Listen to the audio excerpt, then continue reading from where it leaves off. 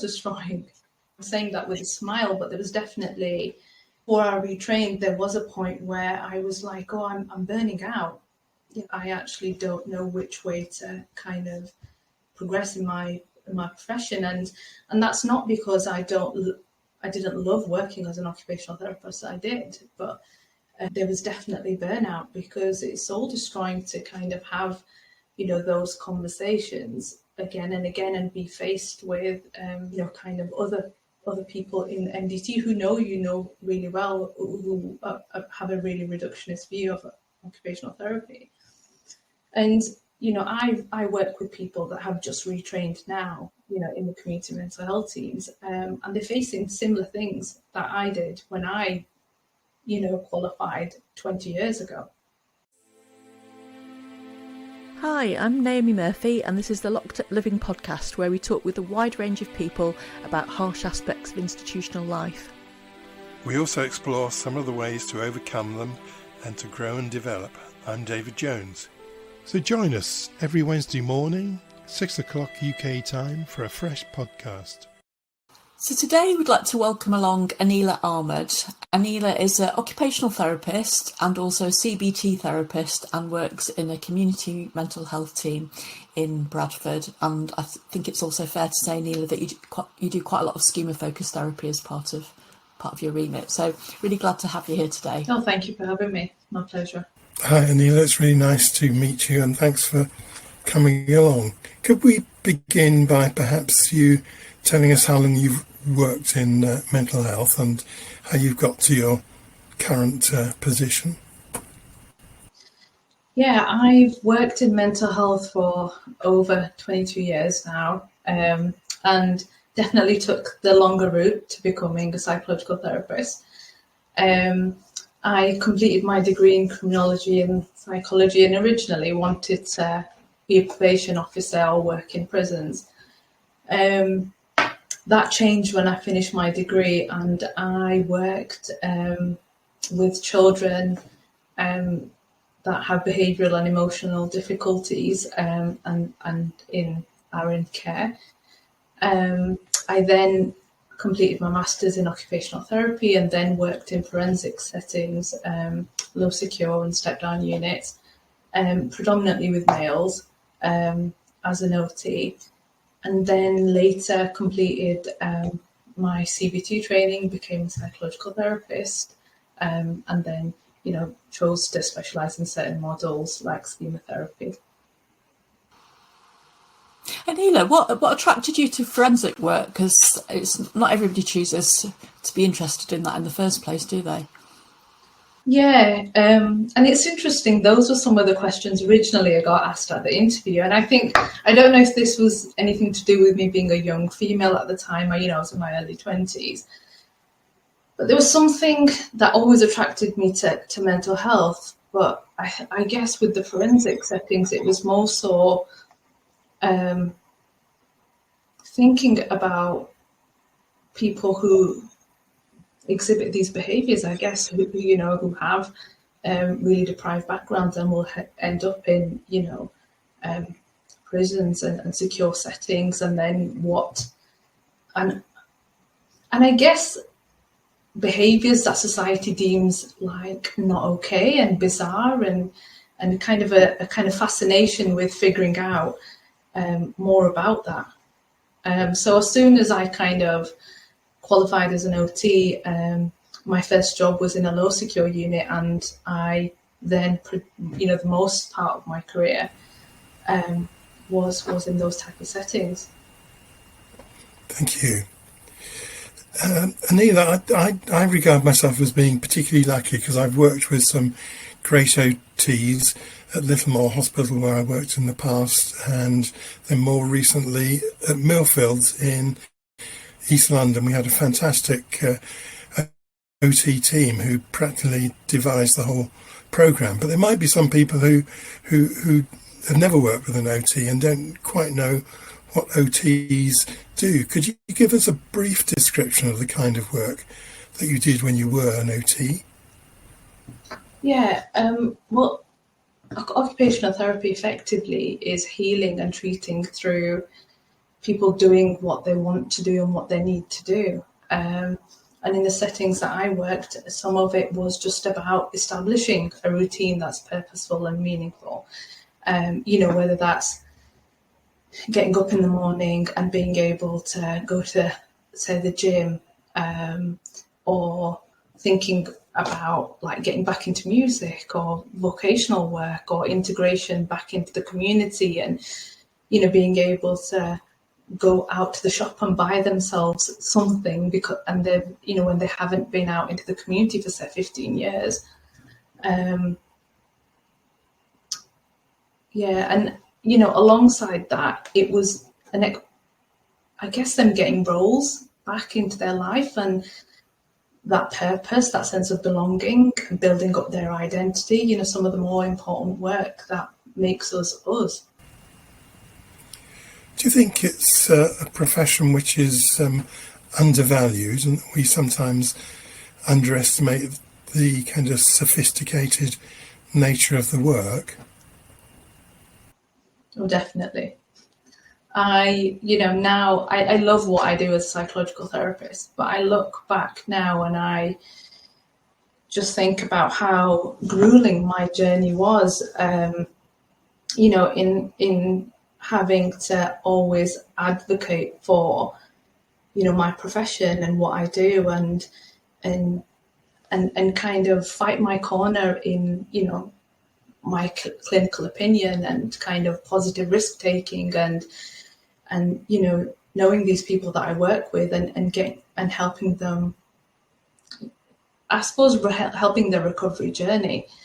And I think there's something really special about occupational therapy in that on the surface it can look like you're, by some I've been told, aren't really doing anything, or you're just going out for a coffee or a jolly, I've been told, with somebody. But actually you're not just going out for a coffee with them. You're assessing their ability to, their gross, motor skills, their fine motor skills, their ability to interact with other people, their sensory awareness, their emotional state, their ability to manage finances and kind of proximity, and all those things, and make an assessment of what that means for them in their life, and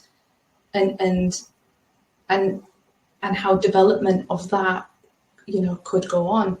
But it's definitely not given the respect as a profession that it should be. And did you find that kind of inhibited the kind of influence and progress that you could make? Yeah, it did. And I think I was in my early 20s when I graduated, and first, like I said, had started working as an occupational therapist. And I was going to say often, but I think predominantly I was the only OT in an MDT. And I was very young, I was inexperienced, and I had to kind of sell my profession effectively, and my opinion, my clinical opinion, but also kind of establish a place for myself. And that's really, really difficult to do when you're surrounded by other professions that are dominant, in these settings, and are held in high esteem. And I really struggled to find a place for myself, and I would consistently question my ability to do my job well. I look back now and I remember consultants in an MDT before the meeting started, us having a conversation about who's going to make the brews, etc. And the consultant looking to me and saying, "Oh, we should have a list of who likes what brew."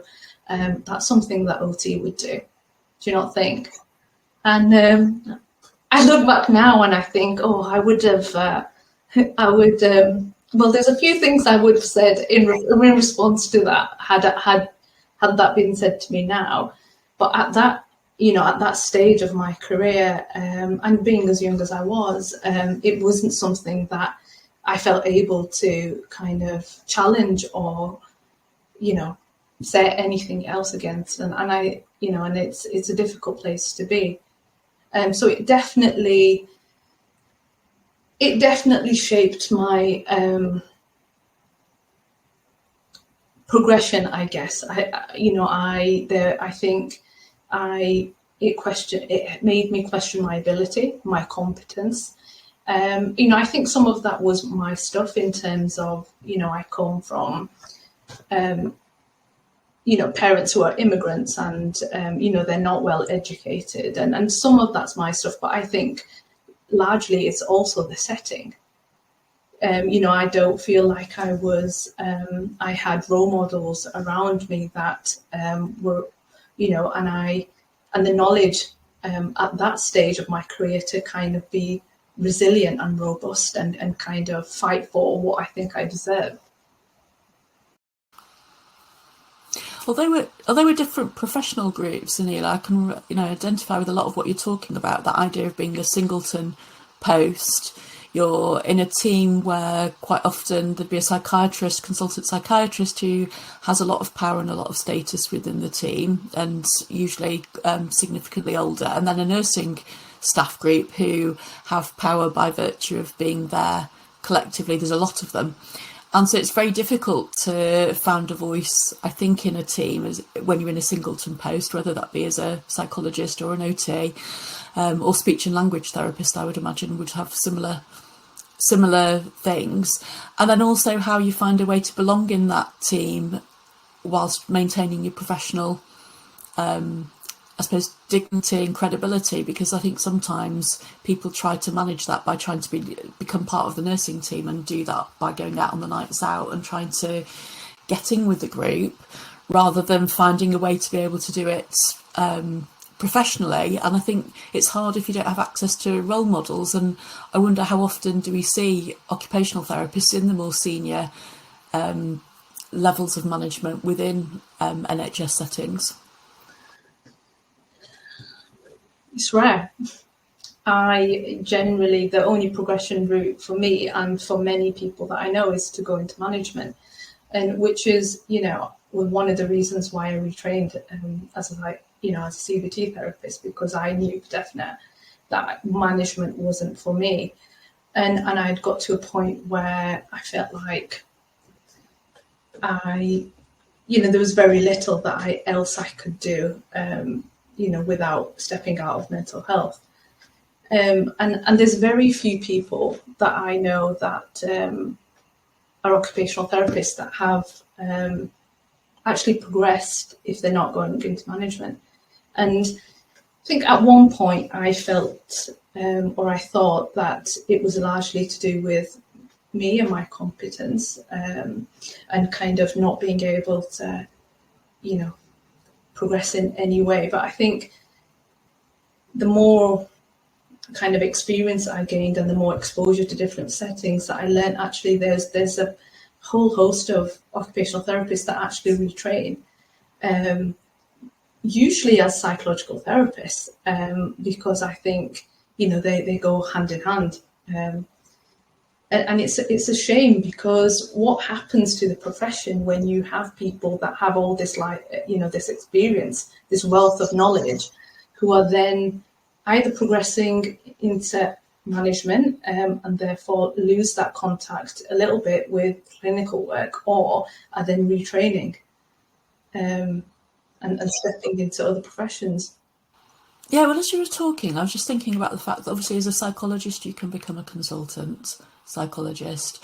As a nurse you can become a consultant nurse. Is there such a thing as consultant occupational therapists? I think in some countries there might be. It's rare. I have friends that are occupational therapists, who are trying to kind of do, I would say occupational therapy without borders. They're working in unconventional settings, or trying to. But it's a shame that the profession somewhere has become stuck. And I think that's largely to do with the way we view health. generally how we view health, but there should be occupational therapists in loads of different settings, working with people that are homeless, working with in care homes, working, I've got a friend, sorry, I just paused there for a minute, because I've got a friend who wants to launch a project working with people from the South, predominantly the South Asian community, and kind of do this work where he's working as an OT, but he's integrating kind of aspects of their spirituality and religion. And he said, I would love to do this privately, because actually I work outside of my remit to do this with the NHS, and although the work is praised and it's seen as really helpful and meaningful and what's needed, actually we don't have the funding to back it. And so I guess it's rare, but it's a shame. I would love to see the profession progress in that way. And in places like Australia, I think it has. But it's, but then you can, I worked in Malaysia as an OT for a while, and it's very far behind. So you've got other places where, there's a very reductionist view of what an occupational therapist does. Yeah, and I think even something as simple as, that, if in terms of your career pathway, if there isn't a way to progress to consultant, as you say, then you have to go into management.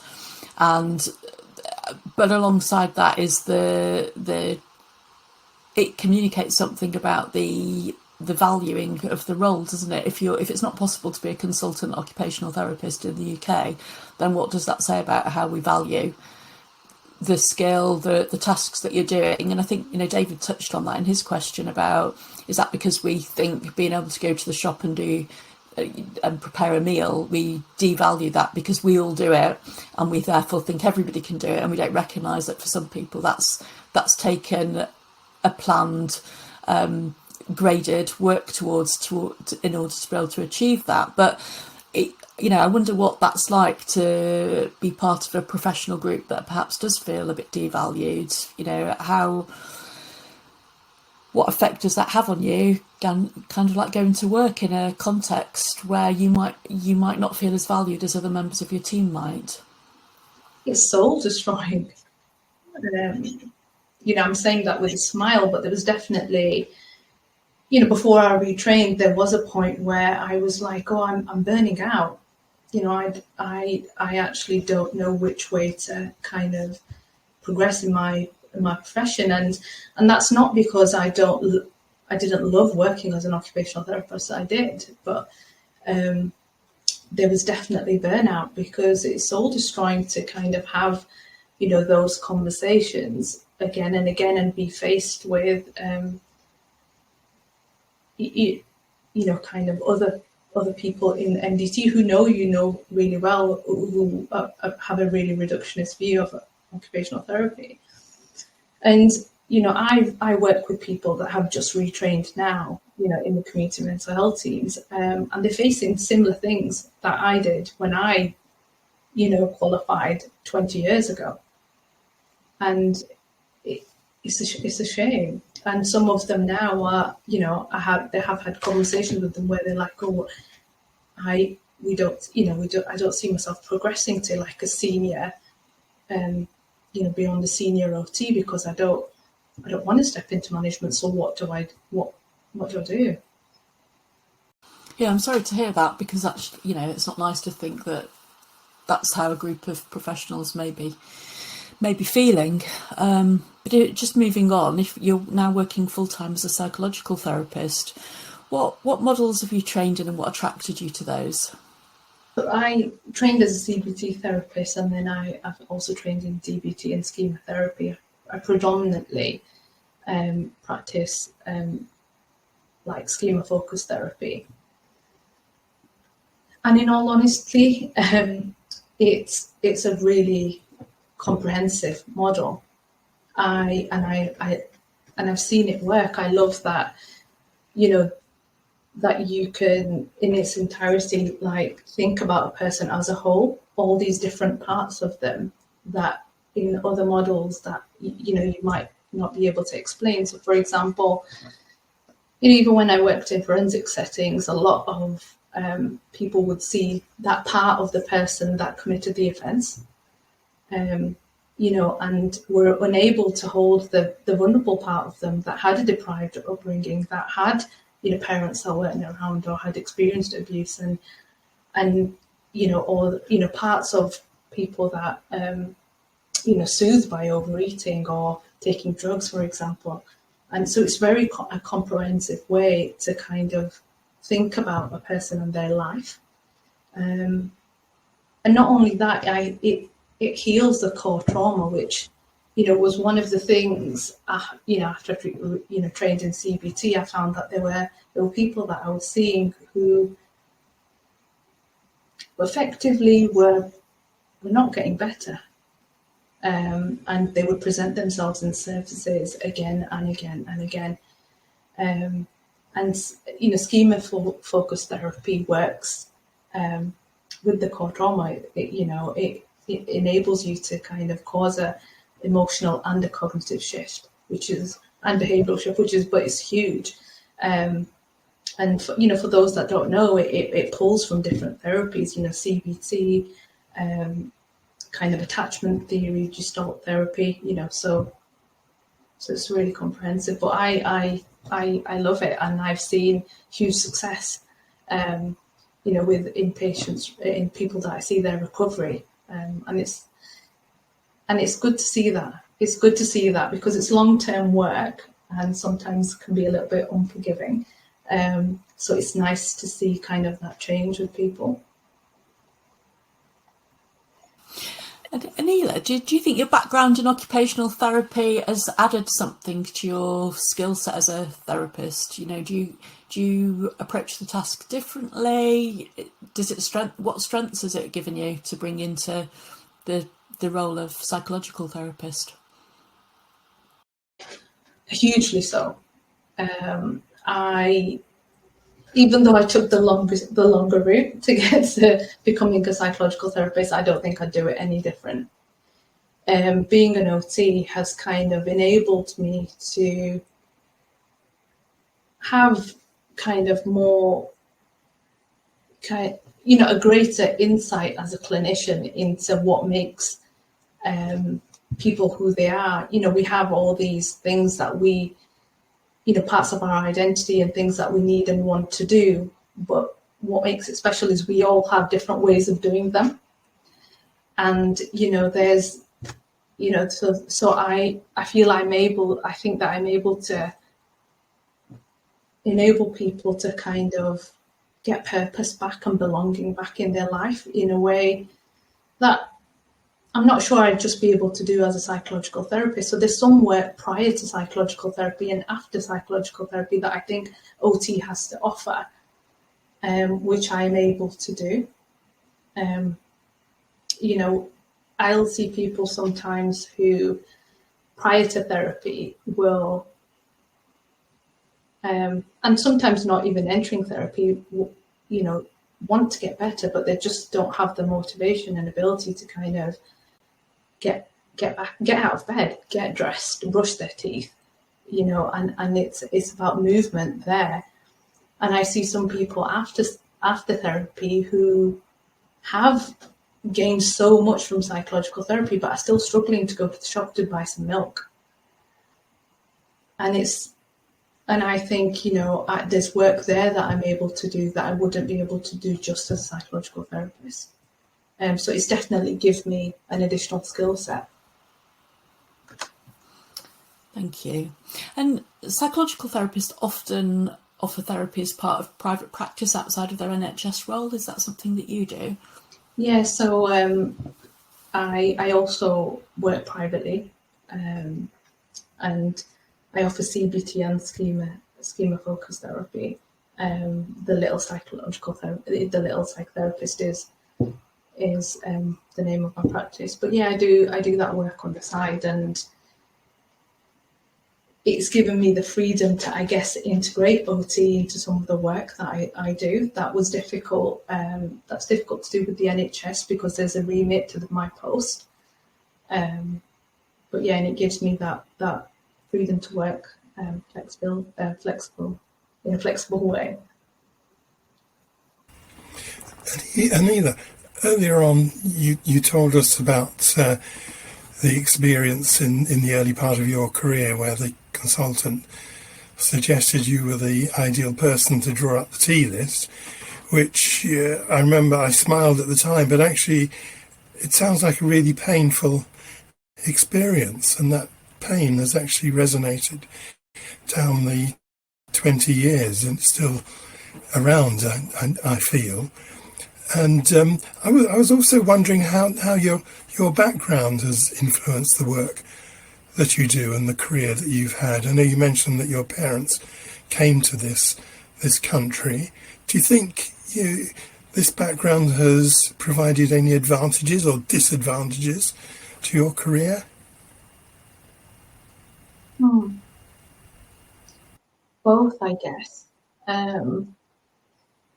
I think now, I guess I've done a lot of work on myself, and I have greater insight about what goes on for me. But I think for a large part of the early part of my career, and a lot to do with my upbringing, it was about not showing any weakness and keeping my chin up and being efficient, being better, doing what I could to kind of have a life, in this country. And I didn't quite understand the effect that had on me, I guess, when I was younger, and how the settings that I worked with fostered kind of a toxic environment for me. And I think it did, it kind of fed these beliefs that I held about not being good enough and actually not being able to kind of progress or being held as equal or in high esteem. And actually, my parents fought for that, and kind of they, faced a lot of kind of scrutiny and injustice, and kind of you carry that over. So in a way, it did disadvantage me in a way, because I think it eroded a kind of self-confidence that I had and compassion for myself in a huge way. And looking back now, I can, there's loads of points in my career where comments such as that, I'd comply to them, and I'd smile and I'd bear them. And as I've got older and I've done work on myself and and kind of my awareness through psychological therapy and training, etc. I might see myself now at an advantaged position where I'm able to kind of work with people from the South Asian community in a different way, and kind of I'm able to name some of the things that I see that happen in the NHS settings that I work in. Where we don't quite, we acknowledge the gap that there's people, I work in Bradford, it's a huge South Asian community there, but actually we see very little people from the South Asian community that actually engage in longer term therapy, or that they will engage and then they'll be discharged for either non-attendance or whatever. And we'll name all that, but the work around changing that is very, very limited. And that's some of the work that I'm doing, like personally, I'm doing that in my private practice, and I'd like to kind of continue that, but also trying to change that in the, challenge these kind of the status quo, I guess, in the NHS settings. It's given me, I guess what I'm saying is it's given me resilience to be able to do that, and the confidence to be able to do that, and understand, because of my background, what goes on, not only for the people that we see that come to our service, but also the clinicians that I see that are very young and inexperienced and have come from similar backgrounds, who are then faced with a power dynamic, which is really grueling, and little support, I guess. So, I mean, you haven't been explicit in this, but I am assuming that you were subject to racism at various times and misogyny. What kind of support did you find for yourself? Yeah, I was, and yeah, I haven't been explicit in that, and I was, and I think it's because it was, I guess what I was faced was in a way not, it's not what people would view as racism, and it was very covert, and some of it's because it's institutionalized, and some of it was white fragility, and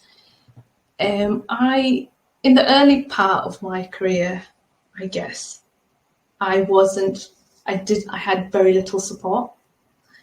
I think I was a minority, maybe largely in the 15 years I worked as an OT, until I moved to Bradford, actually, until I moved to working in Bradford, I was a minority. Like, I think I was the only person from an ethnic minority in those teams. So there was very little support, and I found support in my friends, in my family. It didn't always give me what I needed to progress in terms of like a professional armor, I guess. But now I'm surrounded by people that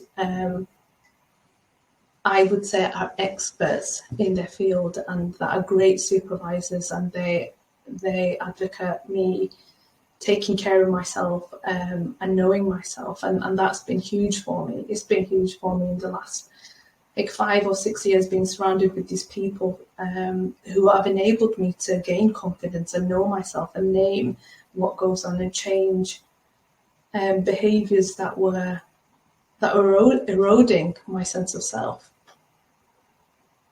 It's just a shame that these aren't the things that I thought about initially in settings. Often you'll have supervisors that are busy, and you've got supervision that's only going to last, the X amount of time, and you want to get through talking about your clinical cases and the part of yourself that needs care, that's often forgotten. I've become a lot better and more skilled in kind of putting that part of myself first. Yeah, that's a very good point, that last one you just made, Aneela.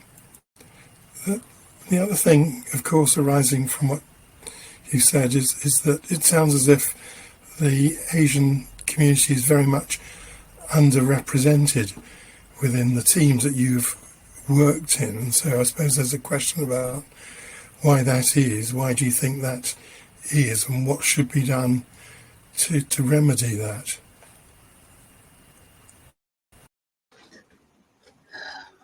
There's a number of factors. Poor education would be one. I think there's still a very medical approach to kind of health in like these communities, and often there's a fear that there'll be a negative consequence to them taking care of their mental health or approaching services. Either your children will be taken away or you will be locked up. These some of it's generational trauma, and the need, I guess, that I would love to see work being done in the community centres, getting rid of the power dynamic and actually working, with communities in their languages, to kind of bridge the gap in a way, the education. I guess there needs to be a huge emphasis on that.